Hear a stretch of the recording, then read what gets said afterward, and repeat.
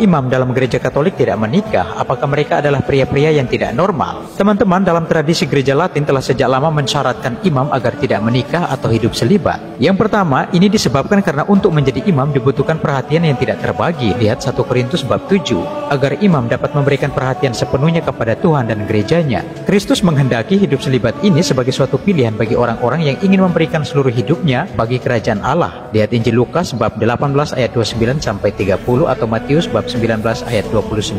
Yesus berkata, ada orang yang membuat dirinya demikian, hidup selibat karena kemauannya sendiri oleh karena kerajaan surga. Hidup selibat untuk kerajaan Allah juga dicontohkan oleh Yesus sendiri. Mereka yang hidup selibat menerapkan dengan sepenuhnya apa yang disebutkan dalam surat Rasul Yohanes. Mereka hidup sama seperti Kristus telah hidup. Lihat 1 Yohanes bab 2 ayat 6.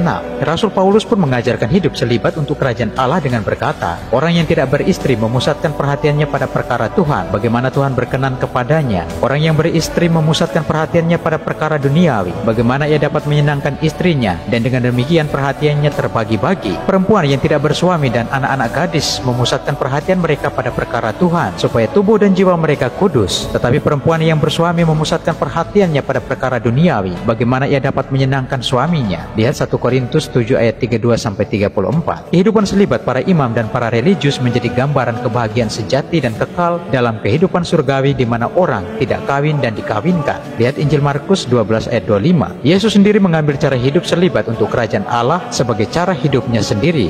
Dengan demikian, Yesus memberi makna yang sempurna akan gambaran bahwa Yesus adalah kepala dan gereja adalah tubuhnya. Yesus adalah sang mempelai pria dan gereja adalah mempelai wanita. Adalah layak dan pantas bahwa imam yang berperan dan bertindak sebagai Kristus, khususnya dalam perayaan Ekaristi, juga mengambil cara hidup sedemikian. Tentang kehidupan selibat dan kaul kemurnian ini, Santo Hieronymus berkata, Kristus yang murni dan perawan Maria telah dalam diri mereka membaktikan buah yang tertinggi tentang keperawanan dari kedua jenis kelamin. Para rasul telah hidup murni atau sekalipun menikah telah hidup selibat. Mereka yang dipilih menjadi uskup, imam, dan diakon adalah mereka yang selibat atau para duda, atau setidak-tidaknya sesudah mereka menerima tabisan imam, mereka berkaul kemurnian.